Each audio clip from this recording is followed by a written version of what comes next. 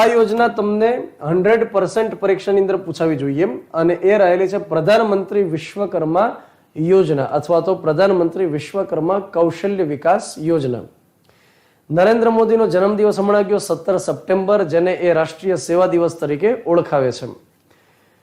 જેમ કે અટલ બિહારી વાજપેયીનો જન્મદિવસ 25 ડિસેમ્બર એને રાષ્ટ્રીય સુશાસન દિવસ તરીકે ઓળખવામાં આવે. એ જ રીતે આપણા વડાપ્રધાન એક બની ગયા ચૌધરી ચરણસિંહ, એમનો જન્મદિવસ 23 ડિસેમ્બર, જેને રાષ્ટ્રીય ખેડૂત દિવસ તરીકે ઓળખવામાં આવે છે.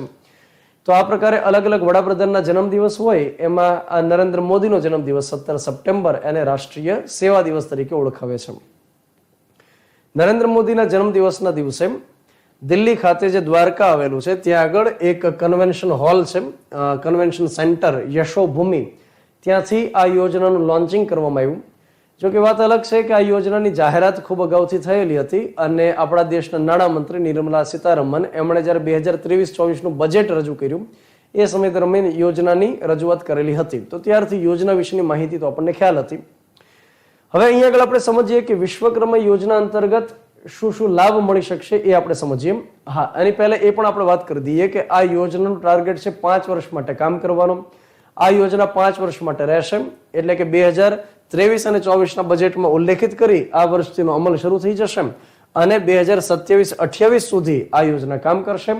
અને એ દરમિયાન લગભગ 13,000 કરોડ રૂપિયા આ યોજના પાછળ ફાળવવામાં આવેલા છે. મતલબ 5 વર્ષ માટે, 1 વર્ષની અંદર બધા વાપરી નથી નાખવાના, 5 વર્ષ દરમિયાન આટલા રૂપિયા વાપરવામાં આવશે. યોજના અંતર્ગત શું થશે તો એના માટે સ્પેશિયલી એક વેબસાઇટ બનેલી છે, જેને આપણે પોર્ટલ પણ કહી શકીએ. આ વેબસાઇટની અંદર જઈ અને અલગ અલગ પ્રકારના એવા વ્યક્તિ હોય જે 18 જેટલા પરંપરાગત વ્યવસાય સાથે સંકળાયેલા હોય, જેમ કે કોઈ સુથાર હોય, કોઈ લુહાર હોય, ત્યાર પછી કોઈ ચમાર હોય, કોઈ દરજી કામ કરતું હોય. તો આ પ્રકારના ટ્રેડિશનલ ટ્રેડ સાથે જે સંકળાયેલા વ્યક્તિ હોય રજીસ્ટ્રેશન કરાવશે, આધાર કાર્ડની વિગત નાખી અને રજીસ્ટ્રેશન કરાવી શકશે. જેવું રજીસ્ટ્રેશન કરાવશે એટલે એનું એક સર્ટિફિકેટ બનશે, જેને ડાઉનલોડ કરી લેવાનું, એને એક પ્રિન્ટ કાઢી નાખવાની અને એનું એક આઈડી જનરેટ થશે, વિશ્વકર્મા આઈડી એ જનરેટ થશે. ત્યાર પછી શું થશે તો કે એમને કેટલાક લાભ મળશે, જેમ કે એમને ટ્રેનિંગ આપવામાં આવશે. જે સમય સુધી એમની ટ્રેનિંગ શરૂ રહેશે ત્યાં સુધી ડેઇલી બેઝિસ ઉપર એમને 500 રૂપિયા સ્ટાઇપેન્ડ આપવામાં આવશે. તો જેટલા દિવસ માટે ટ્રેનિંગ શરૂ એટલા દિવસ માટે 500 રૂપિયા એને સ્ટાઇપેન્ડ આપવામાં આવશે. ટ્રેનિંગ લઈ લેશે તો એને એક સર્ટિફિકેટ પણ આપવામાં આવશે કે આ વ્યક્તિ જેવો તેવો વ્યક્તિ નથી, આ વ્યક્તિએ તાલીમ લીધેલી છે, વળી પાછી સરકારી તાલીમ એમણે લીધેલી છે, તો બરોબર કંઈક આવડતું તો હશે. ત્યાર પછી એમાં એવું કહે છે કે પોતાનો ધંધો રોજગાર શરૂ કરવો હોય અથવા તો એને ડેવલપ કરવું હોય, કોઈ મશીનરી લેવી હોય, તો એના માટે એને 3 લાખ રૂપિયા સુધીની લોન મળશે. 3 લાખ રૂપિયાની જે લોન મળશે એ એક ઝટકે નહીં મળે. સૌથી પહેલા જે લોન મળશે 1 લાખ રૂપિયાની લોન મળશે, 5% વ્યાજદર રહેશે, કેમ કે લોન આપણે એને જ કહીએ ને કે જે એકવાર લીધા પછી સમય સાથે ભરપાઈ કરવાની અને વળી પાછું કંઈક વ્યાજ પણ એમાં ભરવાનું થશે. તો શરૂઆત 1 લાખ રૂપિયાથી થશે.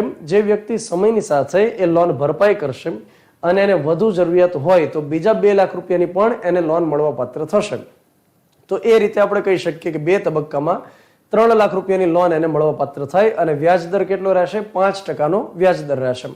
ત્યાર પછી આપણે વાત કરીએ કે એ જે તે વ્યક્તિને માનો કે ટૂલ કિટ લેવા હોય તો એના માટે 1500 રૂપિયા મળવા પાત્ર થશે. વન ટાઈમ, એક વખત માટે 1500 રૂપિયા મળશે, દર મહિને એને નહીં મળે.